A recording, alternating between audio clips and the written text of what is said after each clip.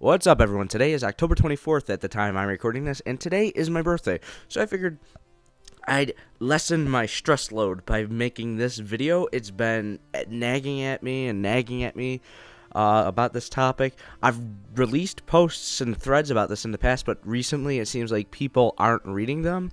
So what I'm here to do is a iKings podcast, whatever, no video footage, but audio thing. I don't have a name for it. Suggest names for what you want me to call these videos where it's not about a specific feature in the mods or whatever, or in the servers or whatever.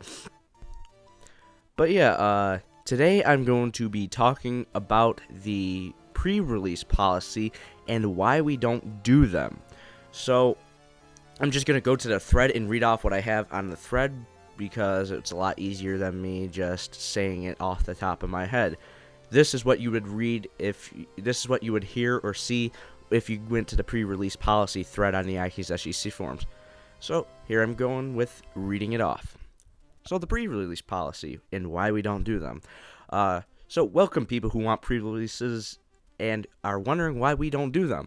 To start off this topic, I would like to just ask you, have you ever seen a game developer release super unstable snippets of a game that you can't even possibly begin to understand without having every single little detail explained to you and shown to you just so you can launch the game, let alone play it? All of that before a stable alpha version is even completed? The answer is most likely no. This is not a mod, as you know. The SGC7 and DWCM are not mods, as you know, modifications to be. We're making whole games built on top of Minecraft. This takes time and loads of work. We simply cannot be expected to try and maintain unstable and unfinished products to the thousands and thousands of our followers. That would be insane. Our current stage of development is a stage called pre-alpha development. What that means is we are currently building the very framework of everything in the DWCM. This stage is meant for creating hundreds of pieces, or as we call them, dots, and trying to connect the dots and connect each feature to each other. All this while still trying to come up with more creative ways to do what we have planned. Sure, we could be like the majority of modders and be totally uncreative and add a few blocks and add in a few mobs that don't look right, but that is dull and has been done to death. What happened to inspired creative thinking and its execution? It's one thing to have an idea, and it's another to execute it correctly. What would you rather have? Us spending every waking moment of free time developing just for the sake of giving a crappy pre-release and struggling to handle the public outcry at the thousands of people who download it and don't know how to operate it? Or would you rather have us developing this game in a way that we are comfortable in and don't feel like we are working as slaves to you all for no pay? We are doing this for free. The mod division is a very small team. We have two Java developers, one modeler, two modelers. One is inactive because he doesn't have internet because he had to move back with his parents until he can get back into his dorm. But yeah, and we have me. I am the game designer. I come up with nearly all the concepts that you see. I make all the textures. I do all the graphics, and I write all the posts, and I do all the videos. We are a very small team working hard for no pay, and we have received... It wouldn't be possible for us to maintain pre-releases. It's just not possible. Anyways, continuing on. All the time we have goes into developing in a way that makes us feel proud of the work we do. So let me just ask you this: if I were to say screw it and release a mod in its current incomplete, buggy as hell, error-filled version, with all these scenarios, which of these scenarios would be most likely to happen in all of reality? So the first scenario I'm going to describe to you is scenario number 1, the dream world. Now, okay, so let's say we release a pre-release of a game that is totally incomplete, and you need in-depth knowledge of how we made our temporary systems that we use to test things. the person somehow manages to install it into Eclipse with no issues. And good luck with that. Even I have struggled with that. Somehow they manage to launch the game. They somehow magically find our entity's spawner GUI and get Fairy Dust to give them the knowledge to operate the GUI. No, real Fairy Dust was used in the creation of the GUI. Just pointing that out, because I know there's some people that would say, oh, you have Fairy Dust in there. But, yeah. They spawn, let's say they spawn some Daleks. The Daleks start their process. The Daleks at the moment, if you spawn, ooh, I need a pop filter. The Daleks, if you spawn enough of them, they will eat through your computer's RAM and CPU. Wham! Crash. Maybe your game just crashes, or maybe your CPU shuts itself down to protect itself. Who knows? You launch the game again. You try to go to Candyland. Wham! Crash. It's broken currently in 1.2.3 because of an Anvil bug. We are waiting until the mod API to fix that. They launch... Right.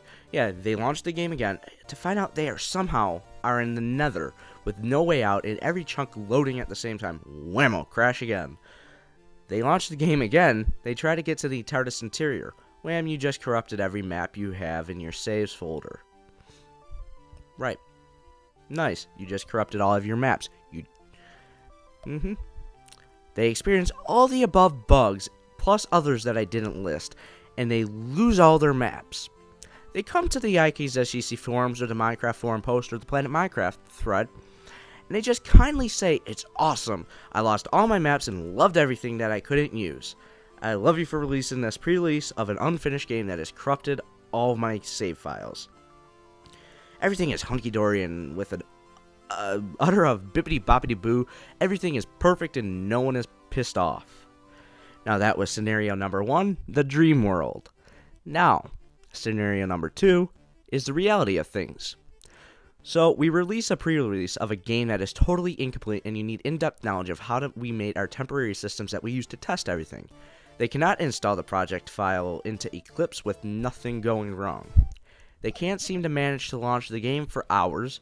When they finally get it, if they finally get it to work after hours, if they can even manage to get it to work after hours and hours of trying, they somehow magically find our entity spawner GUI and get Fairy Dust to give them the knowledge to operate the GUI.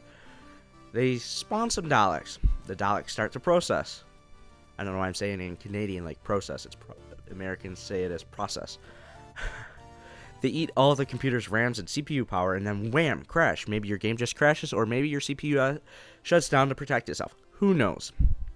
They launch the game again. They try to get to Candyland. RAM, crash. They launch the game again to find out they are somehow in the nether, and with no way out, every chunk loading at the same time. Wham, they crash again. They launch the game again and try to get into the TARDIS interior. Wham, you just corrupted every map in your save files. You just corrupted all of your hard work on your other maps, and yeah. They experience all the above bugs, plus others I didn't list, and lose all their maps. They come onto the iKings SGC forums, Minecraft forum post, or Planet Minecraft post, and they rage on us. They say it took forever to get this thing to work. They say it corrupted all their save files. They hate us for releasing this pre-release of an unfinished game that corrected all their save files and hard work. They scream at us to fix it, and they scream at us to fix it and update the pre-release so that it works. Everything is not hunky-dory, and they decide that after this, they will never come back and get the game when it's fully released. Now, which of the two scenarios is more realistic? The part where everything goes wrong, and they're just perfectly fine with it? Or the part where everything goes wrong, and they come and rage at us and pressure us to update it? Yeah. The point of this entire video and post is basically to say there will be no pre-release ever because of the time required to manage pre-releases, the time required to manage community backlash about the destructive. I'm thirsty. I haven't drank. I don't know. I haven't had anything to drink since I woke up, and I am absolutely thirsty. Anyways. Number 2, the time required to manage community backlash about the destructive snapshots.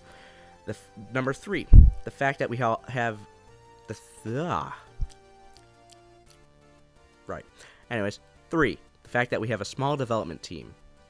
4, the fact that we deserve to make this game at our own pace instead of rushing really bad stuff out of production. Number 5, any pre-release could be destructive to your game files or even your computer. 6, the dots are not connected. You would never be able to comprehend how to work it. Even I sometimes struggle how to get things to work.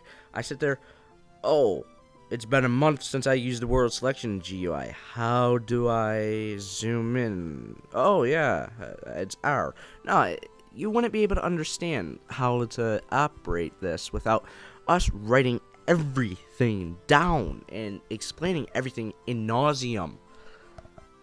And number 7, we are in pre-alpha stage, meaning we are not even to the stage where we are comfortable bringing in our closed alpha groups. Now, excuse me, some of you may say that just release it now. No one cares. No. We want our products to be quality. We're not going to release something that we aren't confident in and something that's not reflecting the finished copy, the finished product that we want to develop. It's not going to happen. Now, this is the end of this video, excuse me, which was explaining the pre-release policy and why we don't do them. Now, I'm going to put in an annotation down below where you can check out the official release policy. Hang on, how do I say that? Oh, yeah. Official plans for release, which discuss... I cannot talk today. What is wrong?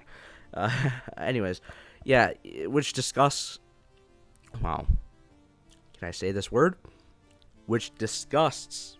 Yeah, I can't say it today. I'm so thirsty. Anyways, which tells you about how we're going to be structuring our release eventually in the future. And yeah, I guess I'll end this, whatever I'm going to call this video segment. So yeah, leave a comment below what you think I should call this podcast type thing. And check out the Aki's SGC forums posts for both the pre-release policy and the official plans for release threads. And don't forget to check back on... yeah, whenever you feel like it. I have plenty of videos coming, and yeah, talk to y'all later.